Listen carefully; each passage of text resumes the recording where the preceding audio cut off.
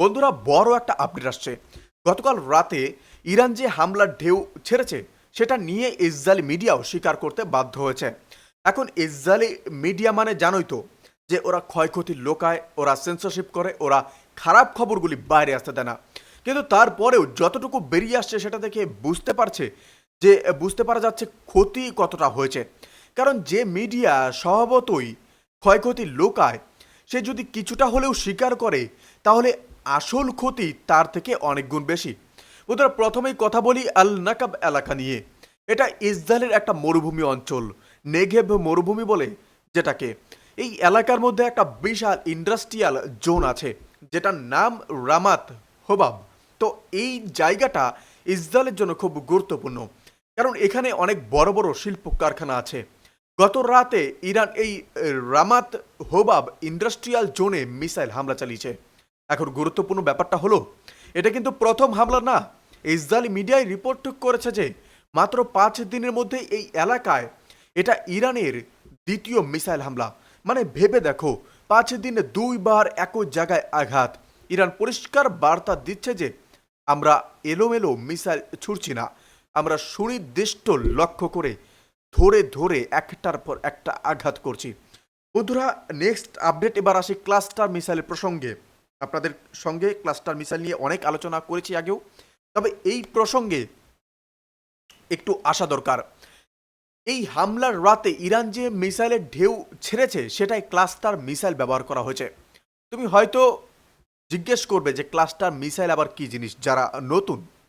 দেখো, সাধারণ মিসাইল একটা জায়গায় গিয়ে ফাটে, কিন্তু ক্লাস্টার মিসাইল মাঝ আকাশে গিয়ে অনেকগুলো ছোট ছোট বোমায় ভেঙে যায়, অর্থাৎ নিজেই ফেটে গিয়ে অনেকগুলি বোমায় ভেঙে যায় এবং একটা বিশাল এলাকা জুড়ে তাবাহি ছড়িয়ে দেয়। তো এই ধরনের মিসাইল একটা এলাকার বিস্তীর্ণ অংশ কভার করতে পারে। ইরান এই রাতে তেল আবিবের উপকণ্ঠের দুটো এলাকায় এই ক্লাস্টার মিসাইল দিয়ে হামলা করেছে। একটা হলো বানে বারাক আর অন্যটা হলো পেটাভ। এই দুটো জায়গা তেল আবিবের পাশেই, মানে ইসরায়েলের সবচেয়ে জনবহুল, সবচেয়ে গুরুত্বপূর্ণ শহরের একদম দোরগোড়ায় হামলা চলছে। হামলার পরে কি হয়েছে জানো? এলাকায় বিদ্যুৎ চলে গেছে, অন্ধকার হয়ে গেছে একটা বড় অংশে। রোষ হারায়নি এলাকায়, একটা অ্যাপার্টমেন্ট বিল্ডিংয়ে আগুন লেগে গেছে। পেট টিকভা আর তেল আবিবের রাস্তায় ব্যাপক ক্ষতি হয়েছে। এই খবর ইসরায়েলি চ্যানেল 12 এবং ওয়ানেট বলে একটা নিউজ পত্রিকা আছে, সেখানে এই দুটো ইসরায়েলি মিডিয়া নিজেরাই রিপোর্ট করেছে। আর একটা কথা মাথায় রাখো, এই মিডিয়াগুলো কিন্তু সরকারের অনুমতি ছাড়া কিছু প্রকাশ করতে পারে না, অর্থাৎ বেশি চাপ থাকলে তাহলেই সেগুলো কিছুটা প্রকাশ করে। তো মানে সরকার যতটুকু বের করতে দিয়েছে ততটুকুই বেরিয়েছে, আসল চিত্র কিন্তু আরো ভয়াবহ। বন্ধুরা, এবার বেয়ারশেভার কথা বলি। বেয়ারশেভা ইসরায়েলের দক্ষিণের একটা বড় শহর। এখানে একটা সেনাবাহিনীর কারখানায় ইরান মিসাইল দিয়ে আঘাত করেছে। কারখানাটার ব্যাপক ক্ষতি হয়েছে বলে খবর। এখন একটু মিলিয়ে দেখো, আগের দিন ইরান একটা ড্রোন বানানো কারখানাকে নিশানা বানিয়েছিল, আর আজকে একটা সেনাবাহিনীর কারখানা। ইরান পরিষ্কারভাবেই ইসরায়েলের সামরিক উৎপাদন ক্ষমতাকে ধ্বংস করার দিকেই যাচ্ছে। মানে ড্রোন বানাবে কোথায়, অস্ত্র বানাবে কোথায়, সেই কারখানাগুলোকেই একে একে শেষ করে দিচ্ছে। এটা একটা স্ট্র্যাটেজিক পদক্ষেপ। এই পুরো হামলার ঢেউয়ে মোট প্রায় 17 জায়গায় ক্লাস্টার মিসাইল আঘাত হেনেছে বলে ইসরায়েলি মিডিয়ায় বলছে। 17টা, এটা কম সংখ্যা না, এবং প্রতিটা জায়গা সুনির্দিষ্ট, এলোমেলো না। এবার একটু অন্যদিকে যাই, লেবাননের ঘটনায়। দেখুন, ইসরায়েল লেবাননে কি করছে সেটাও আপনাদেরকে বলার দরকার, কারণ এই যুদ্ধ শুধু ইসরায়েল আর ইরানের মধ্যে না, এটা একটা পুরো অঞ্চল জুড়ে ছড়িয়ে পড়েছে। বন্ধুরা, লেবাননে ইসরায়েলি বিমান বাহিনী একটা বড় সেতু উড়িয়ে দিয়েছে। সেতুটা ধ্বংস করার পর ইসরায়েলি এয়ারফোর্স নিজেই জানিয়েছে কেন এটা করা হয়েছে। তো তারা বলেছে এই সেতুর মধ্য দিয়ে হিজবুল্লাহর নতুন যোদ্ধারা দলে দলে আসছিল, আমরা সেই পথ বন্ধ করে দিয়েছি। এখন ব্যাপারটা একবার বোঝো, একটা দেশের পরিকাঠামো মানে রাস্তা, ব্রিজ, বিদ্যুৎ কেন্দ্র, এগুলো শুধু সেনাবাহিনীর জন্য না, এগুলো দিয়ে সাধারণ মানুষও যাতায়াত করে, মাল পরিবহন হয়, হাসপাতালের জন্য সরঞ্জাম আসে। এই পরিকাঠামোগুলো ধ্বংস করা মানে একটা গোটা জনগোষ্ঠীর জীবন ধ্বংস করা।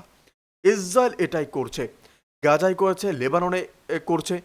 এটা যুদ্ধের কৌশল না, এটা গোটা সমাজ ব্যবস্থাকে ভেঙে দেওয়ার চেষ্টা। বন্ধুরা, নেক্সট আপডেটে আসি ইরাকের প্রসঙ্গে।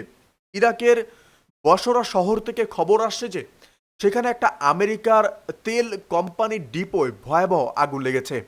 এখন এটা কি আপনা আপনি আগুন লাগে?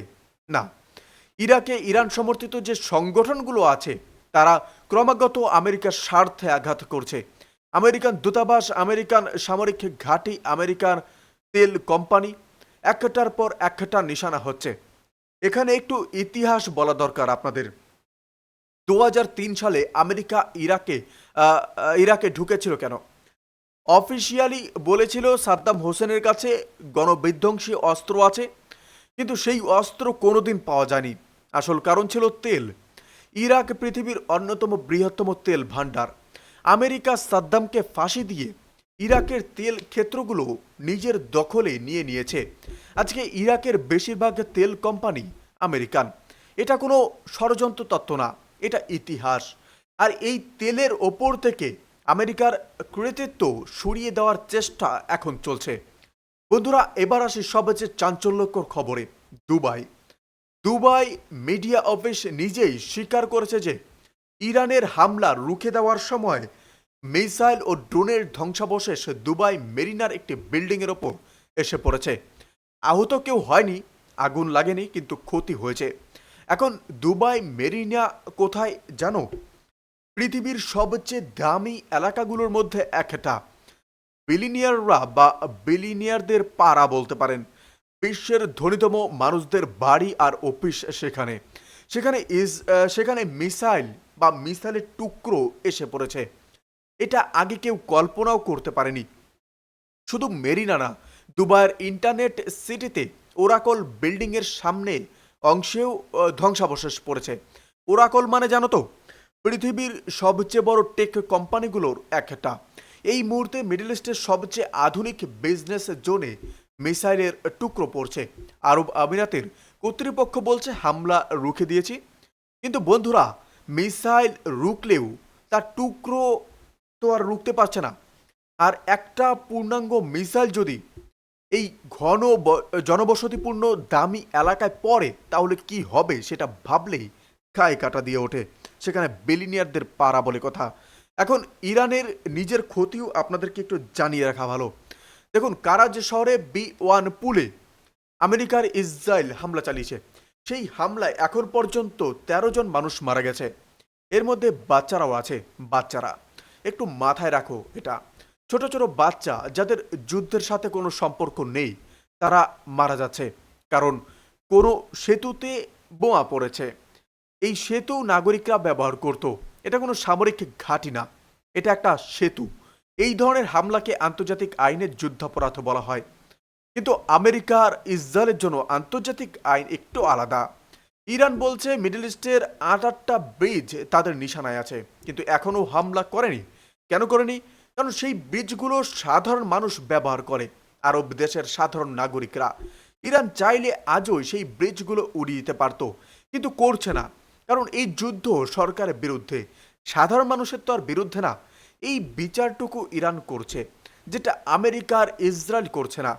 বন্ধুরা, আসি ইসরায়েলের প্রোপাগান্ডার প্রসঙ্গে। এটা আমার কাছে সবচেয়ে ইন্টারেস্টিং পার্ট।